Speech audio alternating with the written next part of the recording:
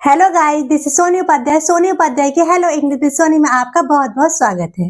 Guys, जैसा कि आप जानते हैं कि मेरी एक्टिव वॉइस की सीरीज चल रही थी और मैंने आपको एक्टिव वॉइस बताई भी थे, सिखाई भी थे और वो थे मेरे फ्यूचर तक मैंने आपको सिखा दिए थे। फ्यूचर परफेक्ट आपका लास्ट वीडियो था, जो फ्यूचर परफेक्ट टेंस की मैंने आपको वीडियो दी थी वो लास्ट वीडियो थी आपकी, है ना। और उसके बाद मैं आज आपको लेके आई हूँ फ्यूचर परफेक्ट टेंस की ही इंटरोगेटिव और डबल इंटरोगेटिव वाली वीडियो।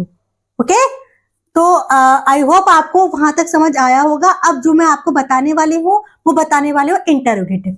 ओके, फ्यूचर परफेक्ट में कौन सी हेल्पिंग वर्ब आती है?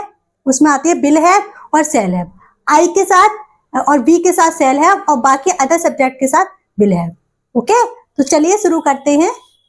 देखिए, सबसे पहले जो हमारा एक्टिव है वो है हमारा will he have done his homework. यहाँ पर देखो विल इसलिए आया है क्योंकि सब्जेक्ट यहाँ पर ही है। Okay, will he have done his homework. और यहाँ पर मैंने आपको बताया था जो भी हमारे परफेक्ट टेंस होते हैं उनका मतलब ही होता है परफेक्ट, उसमें कोई कमी नहीं है, वो अपने आप में परफेक्ट है। तो यहाँ पर परफेक्ट टेंस में हमेशा आती है थर्ड फॉर्म, चाहे वो एक्टिव हो। और पैसिव तो हमारा कोई सा भी हो, कोई से टेंस का हो, और पैसिव में हमारी आती है हमेशा थर्ड फॉर्म। तो चलिए देखते हैं। सबसे पहले जो हमारा टेंस है वो है will he have done his homework. देखिए गाइस, यहाँ पर जो हमारी हेल्पिंग वर्ब आती है वो अकॉर्डिंग टू सब्जेक्ट आती है, और वहीं जब हम पैसिव बनाते हैं तो वहां पर हम जो हेल्पिंग वर्ब लगाते हैं वो लगाते हैं अकॉर्डिंग टू ऑब्जेक्ट।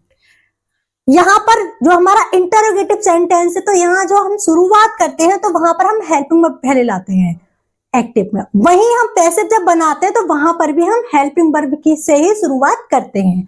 तो सबसे पहले हम लाएंगे विल, उसके बाद हमारा ऑब्जेक्ट क्या है? His homework, will his homework.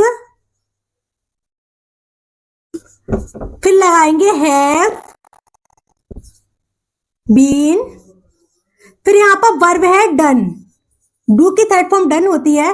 Will his homework have done, have been done by, he का हम ऑब्जेक्ट क्या लगाएंगे? हिम।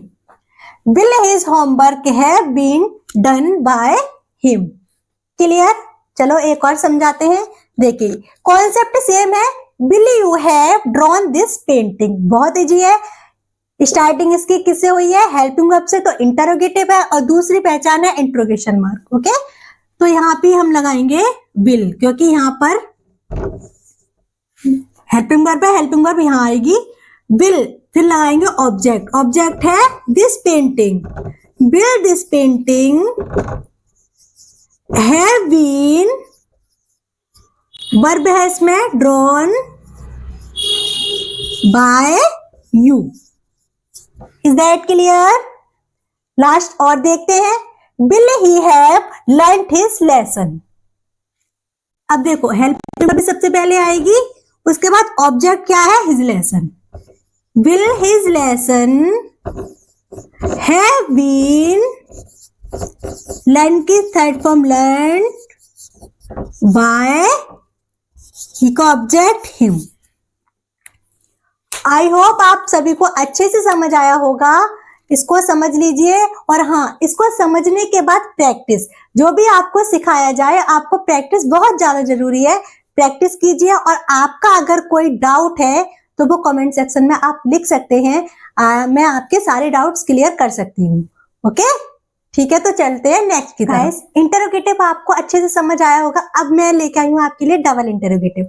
आपको इंटरोगेटिव और डबल इंटरोगेटिव के बारे में मैं बहुत बार बता चुकी हूँ। देखिए, जब हमारा क्वेश्चन वर्ड पहले आता है सबसे पहले तो वो होता है हमारा इंटरोगेटिव, जिसका आंसर हम एक वर्ड में दे सकते हैं, है ना। और वही क्वेश्चन वर्ड अगर हमारा बीच में आता है तो वो होता है हमारा डबल इंटरोगेटिव, जिसका आंसर हम एक वर्ड में नहीं डिटेल में देते हैं। क्लियर? तो यहाँ पर देखो, Who will have been read the book, ये हमारा एक्टिव है ना। तो जब भी हमारा who आए तो हम पैसिव को देखो इस तरह से बनाएंगे, by whom, फिर ऑब्जेक्ट द बुक, फिर हैव के बाद बीन, और उसके बाद हम रीड लगा देंगे क्योंकि by whom हम यहाँ लगा चुके हैं। ओके, क्योंकि इसमें सब्जेक्ट है नहीं है, who है, तो who का हम by whom कर देंगे इसमें। क्लियर?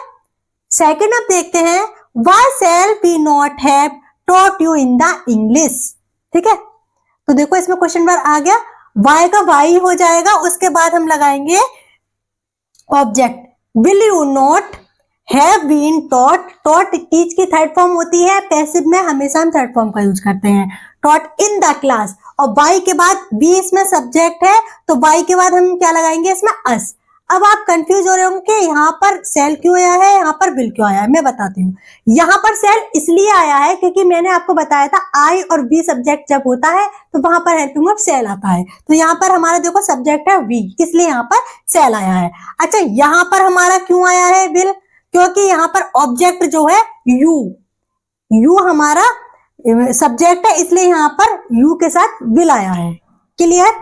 यहाँ पर अस इसलिए आया है बिकॉज सब्जेक्ट वी है और बी का ऑब्जेक्ट होता है अस। आई होप आया होगा समझ। देखिए, who will you have deceived, ये दूसरी तरह का है। Who will you have deceived, who का हु ही रहेगा और उसके बाद विल और उसके बाद हम लगाएंगे हैव बीन। डिसीव्ड की थर्ड फॉर्म ही यहाँ पर डिसीव्ड आ जाएगी और उसके बाद बाई के बाद ऑब्जेक्ट, सब्जेक्ट का ऑब्जेक्ट बन जाएगा यू। ओके, आई होप आज की वीडियो आपके लिए यूजफुल रही होगी। प्रैक्टिस करना ना छोड़ना, प्रैक्टिस करना। और अगर इनको लेकर आपके कोई भी डाउट है तो मुझे कमेंट सेक्शन में लिखना। आज से आपके एक्टिव वॉइस की सीरीज खत्म हो चुकी है। ओके, तो अब नए टॉपिक के साथ मिलते हैं नेक्स्ट वीडियो में। तब तक के लिए बाय बाय।